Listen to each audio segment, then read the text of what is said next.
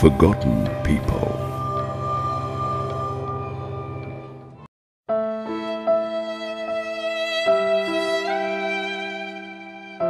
It is 1990. During prayers at the Kathankudi Mosque, 103 Muslims are mercilessly killed by the gunfire and hand grenades of the Liberation Tigers of Tamilam.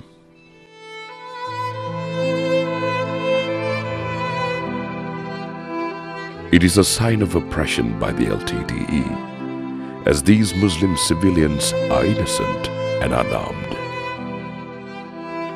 This abhorrent attack on defenseless Muslims by the Tamil Tigers is a vicious and dreadful act.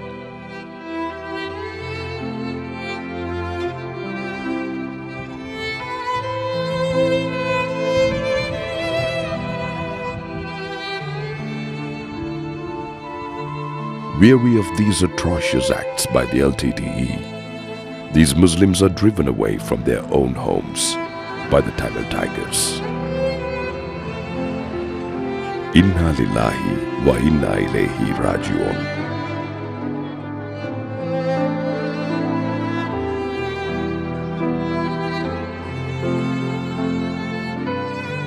People from Kilinochchi, Mullaitivu, Vaunia and Mana districts are being given 48-hour notice to leave their homes, while those living in the Jaffna district are given 2 hours. There are mainly women, mothers and their children, pregnant women, women with their infants, the elderly and the disabled who are being taken across land and sea. 75,000 distressed Muslims arrive in the south of Sri Lanka as refugees with many difficulties.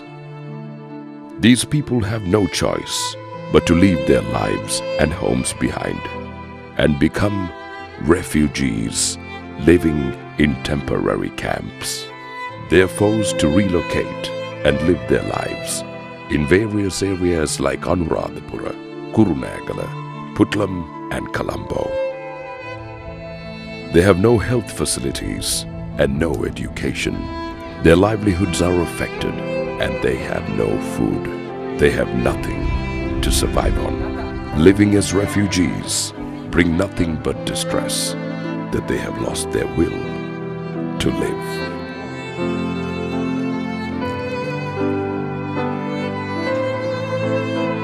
It is only 2002, when the ceasefire agreement is signed, that these Muslim refugees go back to their homes, only to find nothing left for them.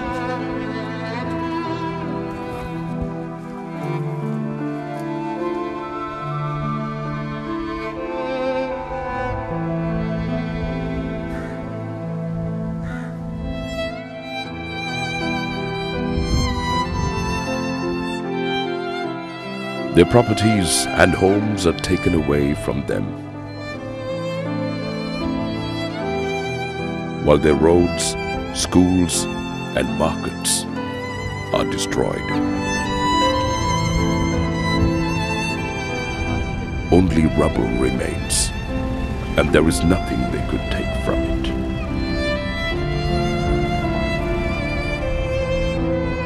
When the LTTE is completely destroyed in 2009, it is the first sign of peace in the country. These people believe that they can go back to their lives, and they're very happy.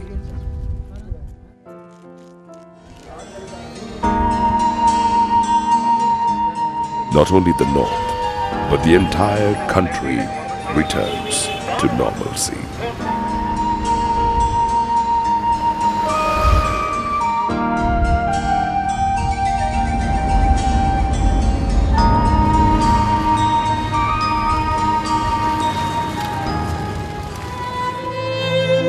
In the north, the Muslim towns and villages have become deserted.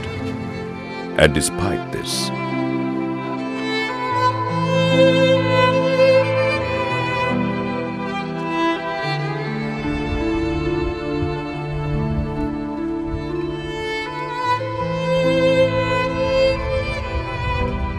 these Muslims have been asked to move back into their villages. Now living in camps, there is a sense of fear among everyone going back to their villages, as they can't help but wonder what could happen to them.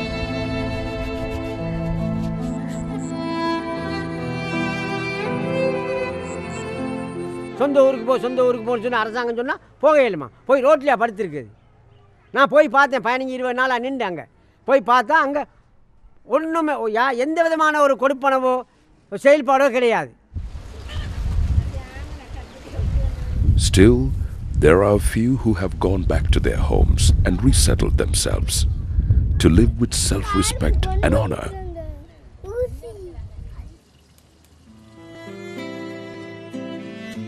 While 61,284 people have been currently resettled in the Mana district, 4,184 and 2,928 refugees have been resettled in the Vaunia and Kilinochchi districts, respectively. Another 10,870 have been resettled in Mullaitivu and 6,230 in the Jaffna district.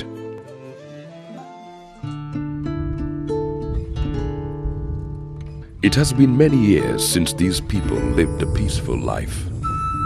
Being a refugee in their own country is only one of many problems they face.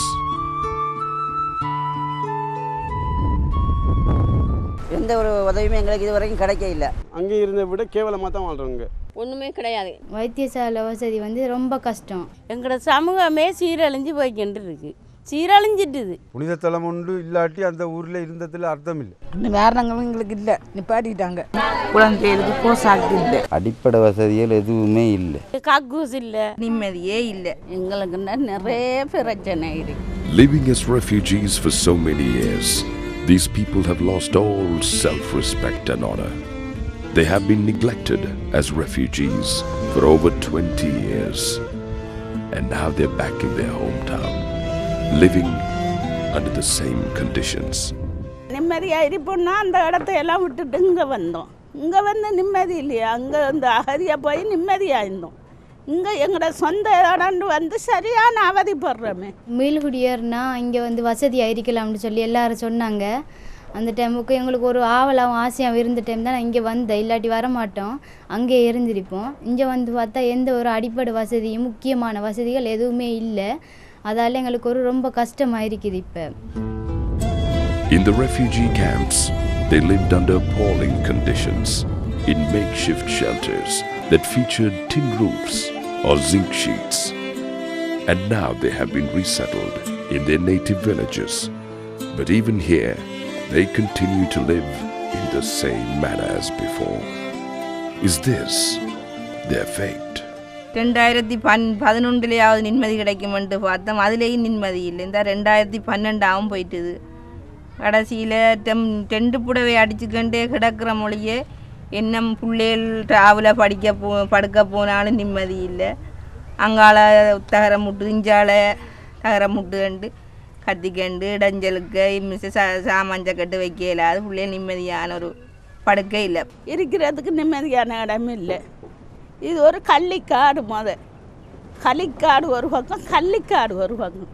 அந்த கள்ளிக்காட்டு கடந்து இன்றைக்கு படுற கஷ்டம் யார்கிட்ட அல்லாட்டாக நாங்கள் துவா கேட்குறோம். இனி வீடு இல்லை, வேலை புள்ளோட்டியெல்லாம் சீரழிஞ்சு போயிட்டு. There are still more families who are living in schools and other public buildings by force. ஸ்கூலை விட்டு எங்களை எழுப்ப சொன்னாங்களா இருந்தால் நாங்கள் எங்கே போய் இருக்கிறது, எங்கே போய் தங்குறது, எங்கேயாச்சும் ஒரு காட்டுக்குள்ளே நடு ரோட்டில் நிற்க வேண்டிய நிலைமை தான் எங்களுக்கு வரும். திருப்பி இங்கே வந்து ஸ்கூலில் இடம் இல்லாமல் இந்த ஸ்கூலில் 2 வருஷத்துக்கு மேலேயாச்சும் இங்கே இருக்கிறோம். இவ்வளோ நாளைக்கு யாரும் எந்த உதவியும் செய்யலாம். ஆனால் எங்களுக்கு இதை விட்டு எழும்புறதா இருந்தால் காணி இருக்கிறவங்களுக்கும் சரி இல்லாதவங்களுக்கும் சரி ஏதோ உதவி செஞ்சால் தான் இதை விட்டு எழும்புறதாக நாங்கள் தீர்மானம் எல்லாரும் ஒத்துழைப்பு கேட்டிருக்கிறோம். Toilets or sanitation facilities are an essential part of a man's day-to-day life. Without this, these people go to the jungle to attend to their natural needs. It has definitely become a hindrance for them, especially when trying to maintain a healthy life. டொய்லெட்னா காட்டுக்கு தான் போகிறேன், toilet கிடையாது. 3 வருஷமாக டொய்லெட்டே இல்லை. காடுகளில் இருக்கும்போதோ அங்கே பூச்சி அட்டை அப்படி ஒன்று நடந்துட்டுண்டா போக்குவரத்து அதில் வந்து சம்மந்தப்படுது. இங்கேருந்து போகிறதுக்கு கடையில் ஆளுக்கு முடிஞ்சிடும். The problems that these Muslim people have to face keep mounting. There is still no clean water, no electricity, and no infrastructure facilities.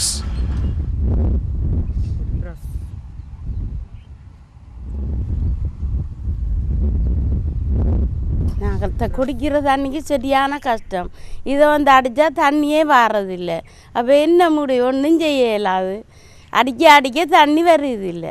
குடி தண்ணிக்கு சரியான கஷ்டம். இந்த 750 குடும்பம் இதுக்கு குளிக்கிறாங்க. அதை பொம்பளை காலம் குளிக்கிறோம், ஆம்பளை மச்சான் குளிக்கிறோம். சும்மா டைமாக போயிடுது. நாங்கள் என்ன செய்வோம்? தண்ணி இல்லாத கஷ்டம் எங்களுக்கு. Their family life as well as their social life no longer exists. What a sad situation it has become. The 3-decade-long war has destroyed many schools. These schools have not been renovated. Instead, the people have used tin sheets for their roofs to set up makeshift classrooms so that their children can continue with their studies. When something as vital as education, the steering wheel of society, is not improved in these areas, you can't help but wonder what their futures hold. அடுத்தது எந்த வேறு கட்டட வசதிகள் எங்களுக்கு எதுவுமே இல்லை. இருந்தாலும் பள்ளிக்கூடத்தை பாடசாலையை சீராக நடத்திட்டு போகணுன்றதுக்காக நாங்கள் பாடசாலையை நடத்திக்கிட்டு வரோம். Just like schools, masjids have also become deserted. Those masjids have been destroyed due to war and have not been renovated by anyone. This is why the people in the area have renovated it using tin roofs and with the greatest difficulty conduct prayers.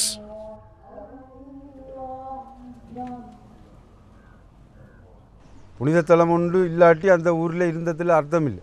இந்த பள்ளிவாசல் வந்து எங்களுக்கு பள்ளிவாசல் தொழுகக்கூடியான வாய்ப்புகள் சும்மா தாரங்கள் இதை அடித்து சும்மா தற்காலிக கொட்டியில் தான் நாங்கள் தொழுது கொண்டு இருக்கிறோம். இப்போ அந்த பள்ளிவாசலும் எங்களுக்கு பூர்ணமாக அதை வந்து முக்கியமாக அதை அமைச்சு தரவும். The Muslims of the north are living their lives like they have been a forgotten lot. During the last phase of the conflict, non-Muslim civilians who were displaced have been resettled in the north and are living complete and respectful lives, socially, religiously, and economically. If they are being taken care of, why are the Muslims of the north being ignored?